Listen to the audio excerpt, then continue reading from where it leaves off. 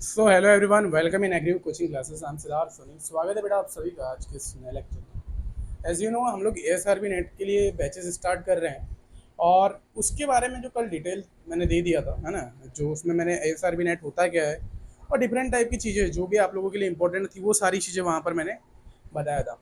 आज की इस वीडियो में हम लोग डिफरेंट टाइप के जितने भी सब्जेक्ट्स जिनकी हम लोग तैयारी करवाते हैं इन एग्री क्लासेस, ठीक है। एग्री क्लासेस में मोस्टली 3 सब्जेक्ट्स के ऊपर एएसआरबी नेट की तैयारी करवाई जाती है आप सभी। और ये एक्चुअली मेन जो एग्रीकल्चर स्ट्रीम्स, इंजीनियरिंग के स्ट्रीम के जो बच्चे होते हैं उन लोगों के लिए डेडिकेटेड क्लासेस रहती है, ठीक है। तो उन सभी के लिए हम लोग जो है कौन कौन से टॉपिक्स को डिस्कस करेंगे, उनका क्या सिलेबस होने वाला है, वो सारी चीज़ों को आज हम लोग यहाँ पर कवर करने वाले हैं, ठीक है। तो वन बाय वन बेसिस पे देखेंगे। और सबसे पहले मैं बता दूं कि हमारी सबसे पहली जो बैच स्टार्ट होगी वो स्टार्ट होगी बेटा, जो land and water management engineering की बैच स्टार्ट होगी, है ना। 3 सब्जेक्ट्स पे हम लोग डील करेंगे। मैंने कल भी बताया था, आज भी थोड़ा सा इंट्रोडक्शन दे देता हूँ। 3 सब्जेक्ट्स पे हम लोग डील करेंगे और इनकी जो बैचेस होगी सेपरेटली अलग अलग होगी। हर सब्जेक्ट की जो बैचेस है वो अलग अलग उसमें, है ना। तो जो भी बच्चा एनरोल करेगा वो अपने सब्जेक्ट के अकॉर्डिंग एनरोल कर सकता है, ठीक है। तो यहाँ पर जैसे सबसे पहला है लैंड वाटर मैनेजमेंट इंजीनियरिंग। दूसरा है बेटा farm power and farm machinery. और तीसरा मैंने बताया था आप सभी को, तीसरा मैंने इसी में बताया था आप सभी को कि एग्रीकल्चर प्रोसेसिंग एंड स्ट्रक्चर के बारे में डिस्कस करेंगे। एग्रीकल्चर स्ट्रक्चर एंड प्रोसेसिंग के बारे में हम लोग पढ़ना। तो देर आर 3 सब्जेक्ट्स, है ना, 3 डिपार्टमेंट्स ही होते हैं इसमें। हम लोग जो है वन बाय वन जितने भी इसमें एएसआरपी नेट का सिलेबस है वो आज की लेक्चर में डिस्कस करेंगे। और क्या ऐड हुआ है क्या नहीं हुआ है वो सारी चीज़ों के बारे में डिस्कस करेंगे। तो कल के लेक्चर मैंने, अगर आप लोगों ने देखा होगा तो कल के लेक्चर मैंने बताया था कि बेटा हम लोग जो एएसआरबी नेट की एग्जाम होती है ये हमारी न्यू एमसीक्यू टाइप की एग्जाम होती है ना। 1 मार्क्स का एक एमसीक्यू रहता है, 150 नंबर के आपके एमसीक्यूज पूछे जाते हैं और 150 मार्क्स में भी जो क्वेश्चन रहते हैं पूरे प्योरली एमसीक्यू रहते हैं, ठीक है। तो कोई भी थियरेटिकल पोर्सन नहीं रहता। हाँ, if you are preparing for the ASR examination तो वहाँ पर होता है आपका प्रीलिम्स होता है, मेंस होता है, इंटरव्यू होता है। तो वो there are lots of process, तो उसके लिए मैं अलग से बताऊंगा चीज़ों को। इसमें मैं डील बताने वाला हूँ, डील करेंगे हम लोग इसमें सिलेबस के साथ, है ना, कि कौन सा सिलेबस कैसा होने वाला है। तो अभी हमारे पास जो स्टूडेंट्स हैं वो land and water management engineering की अभी इनरोल किए हैं कुछ बच्चों ने। तो उसके बारे में मैं आज सिलेबस डिस्कस करूंगा और कल से हमारी जो भी क्लासेस होगी इसकी स्टार्ट हो जाएगी। तो अब हम पढ़ने कैसे वाले हैं वो सारी चीज़ों के ऊपर भी मैं बात करूंगा, ठीक है। तो फर्स्ट ऑफ ऑल किस तरीके से स्ट्रेटेजी होने वाली, क्या सारी चीज़ें होने वाली, किस तरीके से हम पढ़ने वाले, वो सारा पोर्शन मैं लास्ट में कवर करूंगा। अभी मैं कंप्लीटली डिस्कस करता हूँ अबाउट द सिलेबस, ठीक है। तो इन एग्रीकल्चर इंजीनियरिंग जिन्होंने भी मास्टर डिग्री किया हुआ है अपनी, उन सभी के लिए सब्जेक्ट इंपॉर्टेंट होता है जिसमें हम लोग लैंड एंड वाटर मैनेजमेंट पढ़ते हैं। क्या पढ़ते हैं? Land and water management engineering, है ना। इससे हम लोग जो है नेट का एग्जाम दे रहे हैं। अभी इसमें सिलेबस में क्या क्या चीज़ें इंक्लूड है सबसे पहले वो देखना जरूरी है। बिकॉज ऑफ दैट आप किसी भी एग्जाम की तैयारी करो, क्योंकि अगर मैं गेट की भी तैयारी करवाता हूँ बच्चों को तो फर्स्ट ऑफ ऑल उनको मैं सिलेबस के बारे में कवरेज दे देता हूँ कि भाई इतना सिलेबस है आप लोगों का, इतने दिन में कंप्लीट होने वाला है और ये सारी चीज़ें जो भी होने वाली मैं कंप्लीटली उसमें डिस्कस कर देता हूँ। वैसे ही यहाँ पर लैंड एंड वाटर मैनेजमेंट में आपकी कुछ यूनिट्स है, यूनिट्स को वन बाय वन देखेंगे, है ना। थोड़ा सा इसको मैं जूम कर लेता हूँ क्योंकि हो सकता है दिखना रहा हो। तो इसमें यूनिट 1 में देखो आपको दिया है बेटा ground water development and wells and pumps, है ना। ये सारी चीज़ें हम लोग ग्रेजुएशन में पढ़ते हैं लेकिन बहुत हल्के लेवल पे पढ़ते हैं ग्रेजुएशन में बीटेक एग्रीकल्चर इंजीनियरिंग। अगर आप लोग प्राइवेट यूनिवर्सिटी से हो तो भाई प्राइवेट यूनिवर्सिटी जो मतलब उतना डीप में पढ़ाया भी नहीं जाता। अगर आप गवर्नमेंट में हो तो चलो भाई कुछ पढ़े भी होंगे ना, जो आईसीआर एग्रीगेटेड कॉलेज होते हैं वहाँ से आपने पढ़े भी होंगे। लेकिन अगर प्राइवेट में हो तो उसमें थोड़ा सा डीप में उतना ज़्यादा इसमें जाते पढ़ाते नहीं उन लोग। तो फिर भी हम लोग यहाँ डिस्कस करेंगे। इसमें सबसे पहला यूनिट है बेटा आप सभी का ground water development wells and pumps के बारे में डिस्कशन करेंगे ना। ग्राउंड वाटर में वेल्स एंड पंप्स के बारे में, है ना, ये सारी चीज़ें का डिस्कशन करेंगे। देखिए इसमें क्या क्या सारी चीज़ें पूछी गई है आपको। वाटर रिसोर्सेज ऑफ इंडिया, क्या क्या रिसोर्स होते हैं इंडिया में, irrigation potential and contribution of ground water, utilization of ground water resource, level of ground water development in the country, क्या लेवल होता है, स्कोप ऑफ ग्राउंड वाटर, मतलब पूरी चीज़ें जो भी ग्राउंड वाटर के बारे में जितना भी चीज़ें हम लोगों को पढ़ना होगा वो we will covering all the sections. अब इसमें मैक्सिमम चीज़ें हमको फैक्ट वाइज पढ़ना पड़ता है ना। फैक्चुअल चीज़ें ज़्यादा पढ़ना पड़ेगा बिकॉज ऑफ दैट एमसीक्यू आने वाले। तो एमसीक्यू के लिए फैक्ट्स ज़्यादा कवर करना पड़ता है, लेकिन साथ में आपको थेरेटिकल नॉलेज भी होना चाहिए। सब्जेक्ट का जो है थेरेटिकल नॉलेज भी कंप्लीट होना चाहिए, है ना, थेरेटिकल नॉलेज, क्योंकि ये भी इंपॉर्टेंट है आप सभी का। तो थियोरेटिकल नॉलेज भी हम लोग साथ ही में कवर करते जाएंगे और साथ में उसके एमसीक्यूज भी करेंगे, बिकॉज बिकॉज क्योंकि आपके एग्जाम में तो एमसीक्यूज आने वाले ना।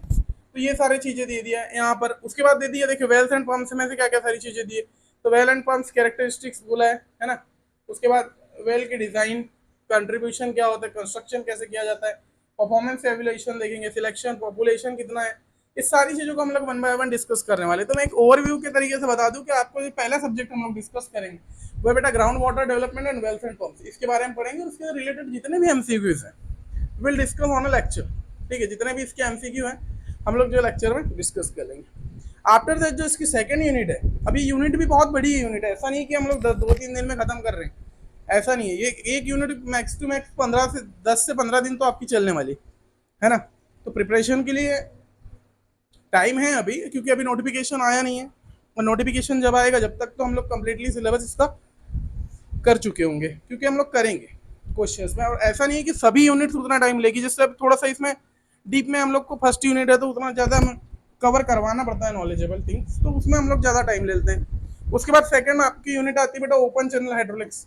मतलब जितना भी आप लोगों ने ग्रेजुएशन के समय soil and water conservation, hydrology, और जितने भी आप सभी लोगों ने soil water, soil and relationship, है ना, सॉइल की क्या रिलेशनशिप होती है, वो सारी चीज़ें जितना भी आप लोगों ने पढ़ा होगा, तो वही वही चीज़ों को हमको रिवाइज करना है। लेकिन आप आफ्टर मास्टर डिग्री आपको पढ़ना है तो भाई थोड़ा सा लेवल आपका अप होना चाहिए। तो इसमें ओपन चैनल हाइड्रोलिक्स के बारे में डिस्कस करेंगे कि हाइड्रोलिक में ओपन चैनल कैसे फ्लो होता है, एनर्जी एंड मोमेंटम प्रिंसिपल क्या होता है, स्पेसिफिक एनर्जी क्या होती है, हाइड्रोलिक जंप्स एंड क्लासिफिकेशन किस तरीके से किया जाता है, design and different types irrigation channels के बारे में डिस्कस करेंगे, irrigation water management using velocity, ये सारा सिलेबस है of the open channel hydraulics. तो ये सेकंड यूनिट थी आप सभी की। तो फर्स्ट यूनिट क्या है, ground water development and wells and pumps. Second unit में हम लोग ओपन चैनल हाइड्रोलिक्स से जितने भी इसके न्यू टाइप्स आते हैं, तो हाँ ये जैसे छोटा कवरेज है तो इसमें हम लोग कम टाइम में इसको कवर कर सकते हैं, क्योंकि आप सभी के एमसीक्यूज भी करवाना होगा, है ना। साथ ही साथ में क्या करेंगे हम लोग, एमसीक्यू जो भी प्रीवियस ईयर में आए हुए इन टॉपिक से वो भी कवर करते हुए आगे बढ़ेंगे। तो हो सकता है it must take a time, है ना, टाइम लेगा, लेकिन आप लोगों को अच्छे से बेहतर रिजल्ट के लिए टाइम देना पड़ता है किसी भी एग्जामिनेशन को। ऐसा नहीं है कि हम लोग आज तैयारी करने बैठे और 10 दिन बाद हमारा एग्जाम है और हम लोग क्रैक कर सकते हैं, ऐसा कभी नहीं होता, और किसी भी एग्जाम में नहीं होता। ये ओनली ग्रेजुएशन के समय होता है, बिकॉज ऑफ दैट उस समय कुछ स्टैटिक पोर्शन आपको पढ़ना पड़ता है कि भाई हाँ इतना ही पढ़ के हम पास हो सकते हैं, तो वो सिर्फ ग्रेजुएशन लेवल पे चीज़ें होती है। ऐसा यहाँ पर मोस्ट ऑफ दिस, क्योंकि कॉम्पिटेटिव एग्जाम है, एंड कॉम्पिटेटिव एग्जाम में आपके साथ there are lots of person they are preparing for this examination ना, बहुत सारे लोग भी होंगे तैयारी करेंगे जो, तो ये 1-2 दिन की तैयारी नहीं होती, इसके लिए मस्ट टेक 2 से 3 मंथ आप सभी को लेना पड़ेगा, है ना, जब ही जाकर के you can do preparation of this subject. इसके बाद देखिए जो नेक्स्ट है आप सभी का, जो नेक्स्ट सब्जेक्ट है आपका, हमको soil plant water and atmospheric relationship, है ना। सॉइल प्लांट और वाटर का एटमॉस्फेयर के साथ रिलेशनशिप क्या होता है, वो सारी चीज़ों के बारे में। तो इसमें देखिए soil and water as a vital resource for the agriculture production, water retention by soil, water कैसे रिटेंशन करता है सॉइल को, सॉइल मॉइस्चर के बारे में जितनी भी कैरेक्टरिस्टिक्स होती है, तो one by one we will discuss on the whole syllabus, है ना। सिलेबस का कैसे एक पॉइंट भी ऐसा होगा जो छूटेगा नहीं, we will cover everything, because of that this is a NET examination, not कोई ऐसी कोई छोटी मोटी एग्जाम नहीं है, एक नेट एग्जाम है जिसको क्रैक करना बहुत टफ होता है। ऐसा नहीं कि इजीली हम लोग तो उठ गए आज एग्जाम की तैयारी चालू कर दी और हो जाए, ऐसा कभी नहीं होता बेटा। बिकॉज ऑफ दैट हमने लास्ट ईयर भी इसकी क्लासेस प्रोवाइड की थी बच्चों को, तो लास्ट ईयर में भी क्या हो रहा था, मैक्सिमम बच्चे 50% मार्क्स गेट कर पा रहे थे। आफ्टर दैट उनकी सिर्फ 1 से 2 मंथ की प्रिपरेशन हुई थी, है ना। तो 50% प्लस, मतलब आप सभी को जो पास आउट होने के लिए तो कितने मार्क्स चाहिए थे, कल मैंने बताया भी था आप सभी को कि ओबीसी के लिए, एसटी से, वो सारी चीज़ें मैंने कल क्लियर भी किया था। तो you can crack easily examination, अगर आप लोग हमारे साथ डेली बेसिस पे बने हुए रहेंगे तो आप क्रैक कर सकते हैं, है ना। फिर देखिए एवोपर ट्रांसपोर्टेशन क्या है, रिक्वायरमेंट क्या था, क्रिटिकल स्टेजेस, ये वन बाय वन हम लोग जैसे सब्जेक्ट स्टार्ट करेंगे, यूनिट स्टार्ट करेंगे, वहाँ पर डिस्कस करेंगे। केवल आज मैं आप सभी को सिलेबस दिखाने लाया था कि कौन कौन सी यूनिट है, तो आप लोग को यूनिट ध्यान रखना है, और जब भी क्लासेस लगेगी तो आपको पेन पेपर लेके बैठना है, और जितने भी इंपॉर्टेंट पॉइंट्स हैं उनको बस कवर करना है, क्योंकि ये एमसीक्यू टाइप में है, फैक्ट ज़्यादा आएंगे, पूरी थ्योरी आप रट भी नहीं सकते, है ना। अगर आप लोगों ने ग्रेजुएशन में अच्छे से पढ़ाई की होगी जब ही जाकर के आप कवर कर पाएंगे, लेकिन इसमें जो मैक्सिमम पोर्शन आपका फैक्ट का हो जाता है। After that we will cover the hydrology and soil and water conservation, ये मेरा मोस्ट इंपॉर्टेंट टॉपिक और मेरा फेवरेट सब्जेक्ट है, और इसको जब मैं पढ़ाऊंगा तो बहुत ही बेहतर वे में पढ़ाने वाला हूँ कि भाई इसमें से एक भी क्वेश्चन आपके छूटने नहीं वाले, क्योंकि बिकॉज ऑफ दैट ये मेरा फेवरेट सब्जेक्ट है ये मेरा फेवरेट सब्जेक्ट है और इसमें जो है कमांड हमारी बहुत अच्छी है। तो ये बहुत इजी सब्जेक्ट है और इससे जितने भी क्वेश्चंस आते हैं वो बहुत इजी आते हैं, है ना। क्वेश्चंस जो आते हैं बहुत बेसिक क्वेश्चंस होते हैं। अगर आप लोग एग्रीकल्चर बैकग्राउंड से है ना, अगर आपकी फैमिली बैकग्राउंड एग्रीकल्चर से, तो इस सब्जेक्ट को अगर नहीं भी पढ़ोगे तो आप लोग इसके क्वेश्चंस बना सकते हो। बट पढ़ना तो है भाई, पढ़ना तो है ना। तो इसमें हाइड्रोलॉजी, देखिए हाइड्रोलॉजी भी कवर करेंगे हम लोग, सॉइल वाटर कंजर्वेशन भी कवर करेंगे। तो यूनिट 4 है हमारी। तो देखिए इसमें हम लोग पढ़ेंगे हाइड्रोलॉजिक साइकिल के बारे में, प्रेसिपिटेशन के बारे में, इनफिल्ट्रेशन के बारे में, surface run of, measurement of analysis of hydrologic data, application statics hydrology, probability का कॉन्सेप्ट्स पढ़ेंगे, है ना। डिस्ट्रीब्यूशन एंड एप्लीकेशन किस तरीके से डिस्ट्रीब्यूट किया जाता है, कौन कौन सी एप्लीकेशंस लगाई जाती है, वो सारी चीज़ें हम लोग वन बाय वन इसमें कवर करेंगे। फिर देखिए इसमें यूनिट हाइड्रोग्राफ भी दिया हुआ है, यूनिट हाइड्रोग्राफ थ्योरी, एप्लीकेशंस, है ना। ये कंट्रोल वाटर कंजर्वेशन स्ट्रक्चर्स के बारे में डिस्कस करेंगे। तो विल डू एवरीथिंग, हम लोग everything we will discuss on the syllabus, है ना। फिर ये भी दिया है आप सभी को उसी के आगे। उसके बाद यूनिट नंबर 5 में आ जाते हैं हम लोग। तो ये देखिए ये आपका पूरा कंप्लीट है, ये सेक्शन ही पूरा कंप्लीट है, क्योंकि इसमें डिपार्टमेंट जब आप चूज करते हैं सॉइल एंड वाटर कंजर्वेशन, जो आप लोगों ने एमटेक किया होगा ना जिससे, तो ये सब्जेक्ट वहां पर भी रहते हैं आप सभी को। इसके अपर लेवल की जो भी, क्योंकि मेरे पास मैंने लास्ट ईयर किताबें भी मंगवाया था फॉर द स्टूडेंट्स, तो मैं अभी किताबें भी रिवील करने वाला हूँ कि कौन कौन सी किताबें हैं जिससे आप सेल्फ स्टडी भी कर सकते हो, है ना। ऐसा नहीं है कि भाई कोर्स ज्वाइन करने से ही आप लोग की तैयारी होगी, आपको सेल्फ स्टडी भी साथ साथ करते रहना, बिकॉज ऑफ दैट एग्जाम है ना। केवल वी कैन गाइड एंड एक हम लोग उसको इस लेवल तक पहुंचा सकते हैं आप सभी को कि आप लोग एग्जाम क्रैक कर सके। लेकिन अगर अच्छा स्कोर करना है तो आपको कुछ बुक्स की भी हेल्प लेना पड़ेगा, और वो बुक्स भी अभी बताने वाला हूँ कौन कौन सी। मेरे पास पूरी बुक्स रखी हुई है एग्रीकल्चर इंजीनियरिंग से रिलेटेड और एग्जाम से रिलेटेड, तो मैं बता भी दूंगा, ठीक है। इसके बाद देखिए हम लोग वाटर सेट मैनेजमेंट, मैनेजमेंट किस तरीके से किया जाता है वाटर सेट का, वो वाला जो है इसमें यूनिट कवर करेंगे, जिसमें वाटर सेट का कंसेप्ट पढ़ेंगे, identification characterization of watersheds, hydrological and geomorphological characteristics of watershed, है ना, लैंड कैपेबिलिटी एंड इरेबिलिटी के बारे में पढ़ेंगे। We will cover everything in watershed management, है ना। ये एक सब्जेक्ट हम लोगों के ग्रेजुएशन में भी है और ये यहाँ पर भी, ये यहाँ पर भी। तो सारी चीज़ें हम लोग के वाटर सेट मैनेजमेंट। हाँ, दूसरी चीज़ इसके लिए हमको एग्रीकल्चर इंजीनियरिंग को भी देखना पड़ेगा दोबारा से, क्योंकि बेसिक्स वहाँ से स्ट्रॉन्ग करना पड़ेगा ना। तो we will cover the engineering books also, because of that MTech के करते समय आप लोगों ने भूल गए होंगे वो सारे कंसेप्ट एंड चीज़ें, तो हम लोग उसको भी रिवाइज करवा देंगे इसमें। After that we will cover the unit number 6। अब देखिए सिलेबस इतना बड़ा है और इसमें से फिर एमसीक्यूज पूछे जाते हैं, इनमें से 150 मार्क्स आपके नंबर पूछे, तो भाई पूरा आपको पूरा पढ़ना पड़ रहा है। एक चीज आपको समझ में आ रही है, पढ़ना पूरा पड़ रहा है, पूरा एग्रीकल्चर इंजीनियरिंग आपको उठा करके रिपीट करना पड़ रहा है, और उसमें से सिलेक्टेड क्वेश्चन 150 बन रहे हैं। मतलब इतने बड़े सिलेबस में से केवल 150 क्वेश्चन बन रहे हैं, तो भाई क्वेश्चन का लेवल भी होता है, उसमें भी प्रीवियस ईयर क्वेश्चन पेपर भी मैं डिस्कस करवाऊंगा। तो विल कवर एवरीथिंग, ठीक है। अब इसमें इरिगेशन वाटर मैनेजमेंट दिया हुआ है नेक्स्ट यूनिट नंबर 6 में। इरिगेशन वाटर का मैनेजमेंट किस तरीके से किया जाता है, यूनिट नंबर 6 में वी विल कवर एवरीथिंग। तो history of irrigation in India, irrigation की क्या हिस्ट्री है, हाइड्रोलिक्स ऑफ फरो, ये इसके बारे में, check basin and water irrigation के बारे में will cover, irrigation strategy under the different situation of water availability, aspects of farm power management, scopes for the economising the use of water, we will cover the everything in the sections, okay. फिर आपका unit number 7 है जो management of degraded water logged and other problematic soils and water, we will cover this subject also. तो इसमें management of degraded water logged and other problematic soils के water के बारे में डिस्कस करेंगे, जिसमें problem soils and their distribution in India, water quality की criteria and uses of practice water in agriculture, we will cover concepts of critical water table depth, है ना। तो ये सारा सिलेबस था, केवल इसमें आपके जो है ये सारी चीज़ों को वन बाय वन हम लोग कवर करेंगे when we start the classes. When we start the classes we will cover everything. ये तो आज एक ओवरव्यू दे रहा था कि भाई कैसे पढ़ने वाले हैं और वो सारी चीज़ें कौन कौन सा सिलेबस है, क्या क्या चीज़ें पढ़ने वाले हैं, वो चीज़ों के बारे में ओवरव्यू दे रहा था। अब यहाँ पर मैं दूसरी चीज़ें डिस्कस करता हूँ कि किस तरीके से बैच होने वाली, किस तरीके से चलने वाली, है ना, वो सारी चीज़ों के बारे में बात करूँगा। इसके बाद का जो है मैं और 2 सब्जेक्ट्स में हैं, farm power and agriculture structure, उसके बारे में भी डिस्कस कर दूँगा। हाँ, दूसरी चीज़ ये सिलेबस आपको मिलेगा कहाँ से। तो देखिए जो भी बच्चे एग्ज़ाम की तैयारी कर रहे हैं, फर्स्ट ऑफ ऑल आप सभी को करना क्या है, आप सभी को वेबसाइट में जाना है, ठीक है। मैं आप सभी को बता दूं कि ये सिलेबस कहाँ मिलेगा। तो इसके लिए डिसिप्लिन के अकॉर्डिंग ये सिलेबस बनता है। जैसे मैं आपको यहाँ बता देता हूँ किस तरीके से आपको ये सिलेबस डाउनलोड करना है। तो ये देखिए, ये एएसआरबी की जो है ऑफिशियल वेबसाइट है, this is the official website for the ASRB है।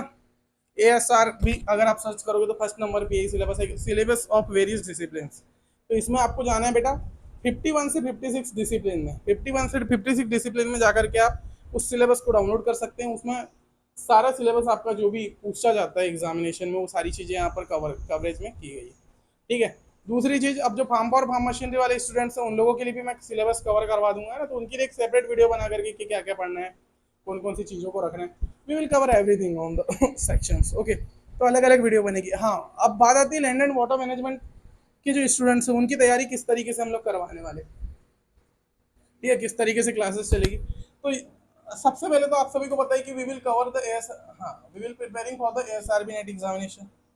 और हो सकता है जो बच्चे इस साल के लिए प्रिपेयर कर रहे हैं उनके पास अभी बहुत लेस टाइम है, ASRB net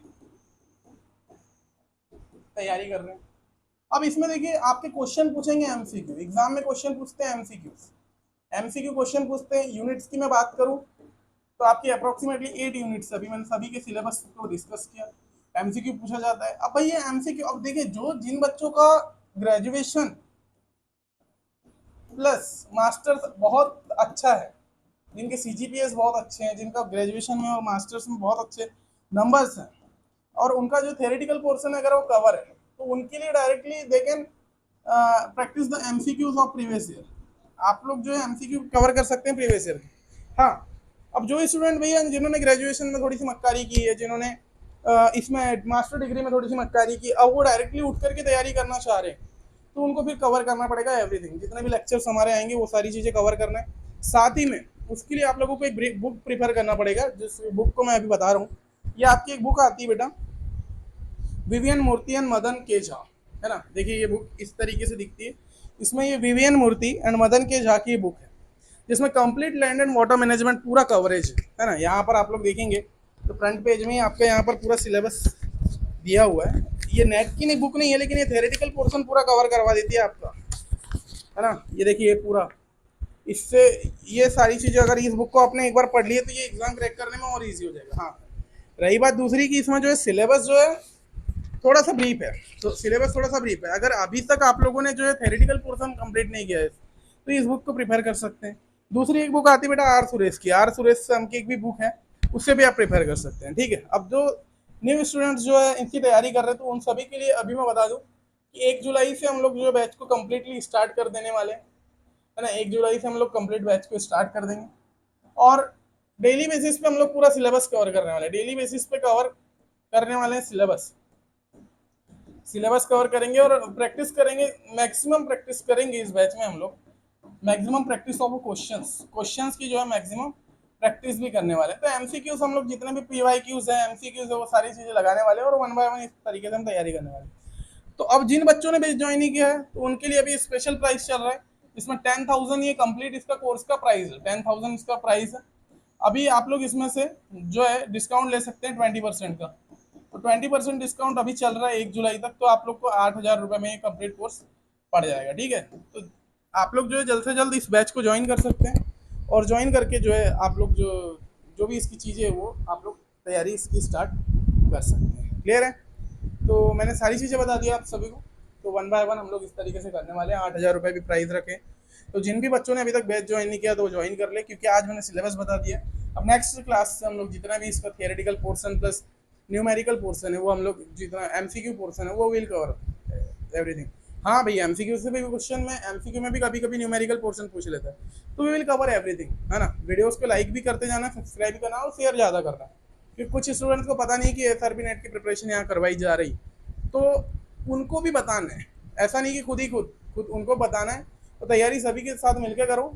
we help you on preparation. हाँ, बहुत अच्छे से हम लोग हेल्प करेंगे और सारा कवर करेंगे सिलेबस। तो थोड़ा सा पेशेंस रखना है। स्टूडेंट का सबसे बड़ा जो चीज़ है उसको पेशेंस रखते आना चाहिए। तो आप लोगों को पेशेंस भी रखते जाना है और साथ साथ में कवर भी करते जाना चीज़ों को। Thank you. तो मिलते हैं नेक्स्ट लेक्चर में, है ना। अब हम डायरेक्टली सब्जेक्ट स्टार्ट कर देंगे। तो ये इसकी बैचेस स्टार्ट हो जाएगी अभी आज या कल से, ठीक है।